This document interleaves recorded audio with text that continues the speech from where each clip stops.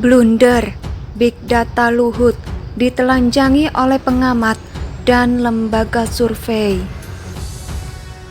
Sudah menjadi rahasia umum kalau Luhut itu merupakan salah satu menteri kepercayaan Jokowi. Terbukti dengan banyaknya jabatan yang diamanahkan kepadanya, mulai dari Menko Marves, Kepala Staf Kepresidenan atau KSP, Menko Polhukam, PLT Menteri SDM, hingga Ketua Dewan Sumber Daya Air Nasional pernah dijabat oleh Luhut. Kalau di zaman SBY dulu, si Luhut ini persis seperti Hatta Rajasa. Banyak banget posisi menteri yang dia pegang, mulai dari Menteri Perhubungan, Mensesnek, Menteri Keuangan, dan Menko Perekonomian. Bahkan sekarang, hubungan SBY dan Hatta Rajasa sudah bukan lagi dalam hal pekerjaan, tapi keduanya sudah menjadi besan. Sebagaimana kita ketahui bahwa putra SBY, Ibas, menikah dengan putri Hatta, Alia. Kembali ke Luhut tadi, Jokowi memberinya banyak jabatan penting, itu bukan tanpa alasan. Luhut ini bisa dibilang orang yang syarat akan prestasi. Pertama, ia pernah meraih predikat lulusan terbaik Akmil atau dulu namanya Akabri pada tahun 1970. Dan karena prestasinya itu, ia mendapat Adi Makayasa. Kedua, Luhut ini pernah menjadi lulusan terbaik berbagai macam kursus, di antaranya kursus dasar kecabangan infanteri, kursus komando, dan kursus lintas udara. Di samping itu, ia juga pernah mengikuti pelatihan militer di unit-unit pasukan khusus terbaik dunia di berbagai negara, di Inggris, Jerman, hingga di Amerika Serikat.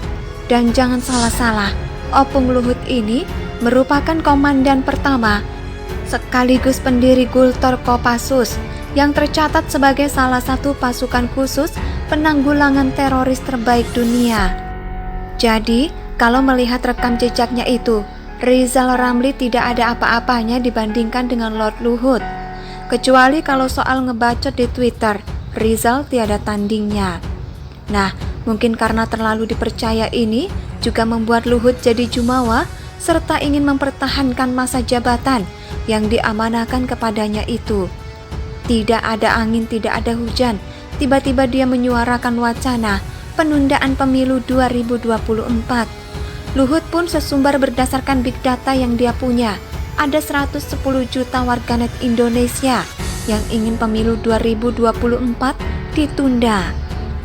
Dan menurutnya lagi, di antara warga dunia maya yang menginginkan pemilu ditunda itu adalah mayoritas pemilih Partai Demokrat, PDIP, serta Gerindra.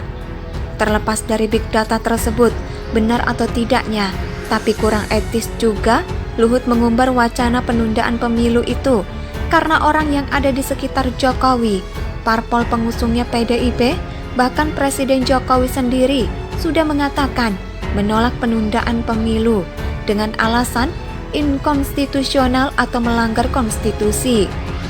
Selain itu, akibat dari pernyataan Luhut tersebut membuat Indonesia jadi gaduh. Banyak orang yang mikir Presiden Jokowi pengen nambah kekuasaan, padahal Luhut yang pengen jadi wapres.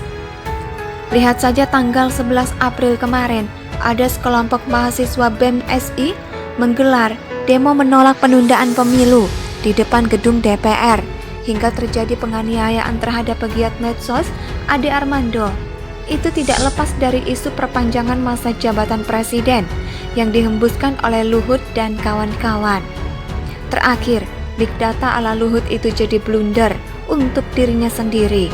Pertama, ia didesak oleh banyak pihak untuk membuka big data itu, seperti yang dilakukan oleh mahasiswa UI. Sampai-sampai mereka memplesetkan lagu anak-anak segala agar keinginannya dituruti oleh Luhut. Yang lagu itu dinyanyikan oleh mahasiswa saat Luhut berkunjung ke salah satu kampus terbaik di Indonesia tersebut. Menurut hasil penelitian SMRC, mayoritas pemilih PDIP dan Golkar menolak perpanjangan masa jabatan presiden. Bahkan tidak hanya pemilih kedua partai itu sih, hampir merata semua pemilih 9 partai yang masuk parlemen menolak perpanjangan masa jabatan presiden.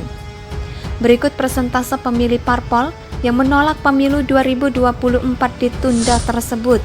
PDIP 73%, Golkar 78%, PKB 75%, Gerindra 89%, Demokrat 96%, dan PAN 84%.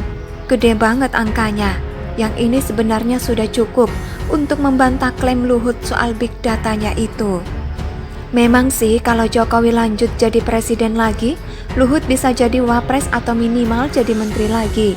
Tapi nggak segitunya juga kelos, pakai main klaim 110 juta warganet setuju penundaan pemilu, tapi sumbernya nggak jelas. Terakhir, dia sendiri kan yang repot. Artikel ini ditulis oleh Ferry Fadli di steward.com. Bagaimana menurut pendapat Anda? Silakan tulis pendapat Anda di kolom komentar.